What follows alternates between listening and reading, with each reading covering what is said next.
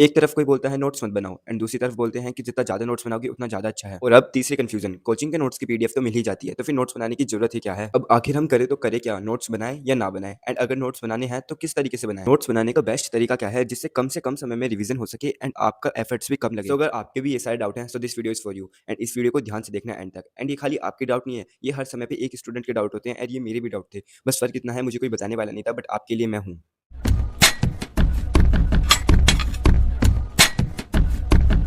तो अब चलो सबसे पहले बात करते हैं कि नोट्स बनाने हैं या नोट्स बनाए बिना भी काम चल सकता है। देखो सच बताऊं तो आप नोट्स बनाए बिना भी टॉपर बन सकते हो, बस फर्क इतना है आपको 2 से 3 टाइम्स ज़्यादा मेहनत करनी पड़ेगी चीज़ों को रिटेन करने में, क्योंकि वैसे हम चीज़ों को भूल जाते हैं एंड आपका रिवीजन का टाइम भी बढ़ जाएगा। मेरे ओपिनियन में नोट्स बना ही लेने चाहिए, क्योंकि यार नोट्स बनाने के फायदे भी तो बहुत हैं। आप अपने हैंड रिटन नोट्स को देखकर वो चीज़ें जल्दी से याद कर पाओगे जो आप कंपैरेटिवली बुक से याद नहीं कर पाओगे। ऊपर से नोट्स बनाते टाइम जब भी हम किसी चीज़ को लिखते हैं तो वो चीज़ ऑटोमेटिकली हमारी मेमोरी में आ जाती है। हमें लगता है जैसे हमने नहीं पढ़ा, बट वो हमें कहीं न कहीं तक याद रहती है एंड धीरे-धीरे अगर आप उसे और रिवाइज़ कर लेते हो तो वो आपकी सबकॉन्शियस मेमोरी में चली जाती है। उसके बाद फिर आप उसे नहीं भूलोगे। और सुनो, आप अपने नोट्स में जिस तरीके से लिखोगे, आपको एग्ज़ाम टाइम पे अगर आपने नोट्स अच्छे से पढ़े हैं, तो वो लाइक आँख बंद करके वो डिट्टो पेज भी दिख जाता है अगर आप अच्छे से करते हो। एंड यार रिटेन करना लाइक ईज़ी होता है। आप चीज़ों को अच्छे से रिटेन कर पाओगे। आप एग्ज़ाम टाइम में चीज़ों को याद रहेगा कि इसके बाद क्या था। अगर बुक से पढ़ोगे तो बहुत ज़्यादा चीज़ें मिक्स हो जाएँगी एंड कुछ समझ नहीं आएगा ज़्यादा। अब तो इतने सारे फ़ायदे गिना दिए हैं, समझ लो कि नोट्स बनाना कितना इंपॉर्टेंट है। बाकी अब बात करते हैं कि हमें नोट्स बनाते टाइम किन-किन चीज़ों को ध्यान रखना चाहिए एंड नोट्स बनाने कैसे हैं। सबसे पहला पॉइंट, नोट्स को कभी भी पैराग्राफ में मत लिखना, हमेशा लाइन्स बनाकर लिखना, पॉइंट्स बनाकर लिखना।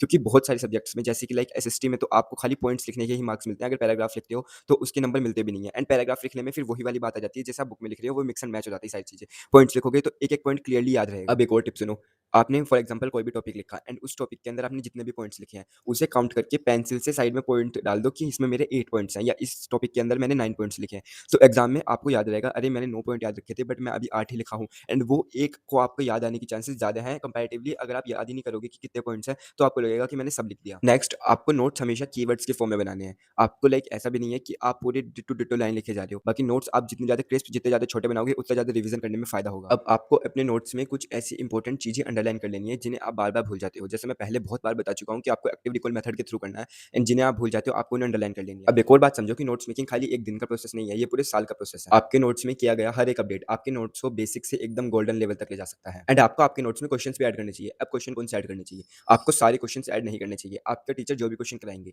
जो आपके क्वेश्चंस हो जाएंगे या आप जिस भी बुक से कर रहे हो, उन्हें तो आपको बिल्कुल भी ऐड नहीं करना। बट जिस क्वेश्चन में आप मिस्टेक कर रहे हो एंड जो आपको लगता है कि हाँ यार रिलेटिवली बहुत ज़्यादा टफ है उनसे एंड आपको एक बार ये एग्जाम टाइम पे तो बिल्कुल रट के जाना ही चाहिए, तो आप उस क्वेश्चन को नोट्स में ऐड कर सकते हो। अब आपके खुद के नोट्स हैं तो आप उन्हें अपने हिसाब से मॉडिफाई करो। जैसे मैंने क्या कर रखा था, मैंने 3 स्टार सिस्टम बना रखा था। जो क्वेश्चन मुझे ऐसा लगता था कि हाँ इंपॉर्टेंट है, जैसे नॉर्मल क्वेश्चन मेरे से हो जाते हैं बट उस क्वेश्चन में हल्का सा सोचना पड़ता है, तो मैं उन 1 स्टार का मार्क कर देता। 2 स्टार में किन्हें मार्क करता था जिसमें थोड़ा अच्छा कॉन्सेप्ट यूज़ होता था एंड मुझे थोड़ा और ज़्यादा टाइम लगता था, या फिर वो कॉन्सेप्ट मुझे पता है बट वो क्वेश्चन मैं एक बार गलत कर चुका हूँ, तो मैं उसे मार्क कर देता था। एंड 3 स्टार मार्क मैं उस वाले क्वेश्चन को करता था जो बहुत ज़्यादा टफ है या बिल्कुल ही नया कॉन्सेप्ट है एंड मुझे ऐसा लगता है कि एग्जाम से पहले एक बार इसे करके जाना ही चाहिए। आप अपने ऐसे नोट्स में किसी पॉइंट के लिए भी कर सकते हो, आप नोट्स में ऐसे किसी क्वेश्चन के लिए भी कर सकते हो एंड जब आप ऐसे करोगे तो एग्जाम टाइम पे आपको सबसे पहले फोकस करना है उन 3 स्टार वाली चीज़ों पे, फिर 2 स्टार वाली चीज़ों पे, फिर 1 स्टार वाली चीज़ों पे एंड अगर टाइम बचता है उसके बाद नॉर्मल वाली क्वेश्चंस देखो या टॉपिक्स देखो, वरना ज़रूरत ही नहीं है क्योंकि वो आपको ऑलरेडी आती हैं। अब आप नोट्स 2 तरीके से बना सकते हो, एक आप अपने टीचर के साथ बना सकते हो एंड एक आप खुद से बना सकते हो। मैं दोनों पे बात करता हूँ। सबसे पहले बात करते हैं, अगर आप अपने ट्यूशन टीचर या ऑनलाइन बैच के टीचर के साथ नोट्स बनाते हो तो सबसे पहले लाइक ध्यान देखना कि आपको क्या उनके नोट्स समझ में आ रहे हैं क्या, ठीक है तभी बनाना। अगर उनके नोट्स आपको ठीक लगते हैं कि हाँ अच्छे हैं, तो आपको उनके साथ-साथ लेक्चर देखते-देखते नोट्स बना लेना है, या आप ऐसा भी कर सकते हो कि एकदम से लेक्चर 2 एक्स पे देख के उसके बाद पीडीएफ से नोट्स बना लिए।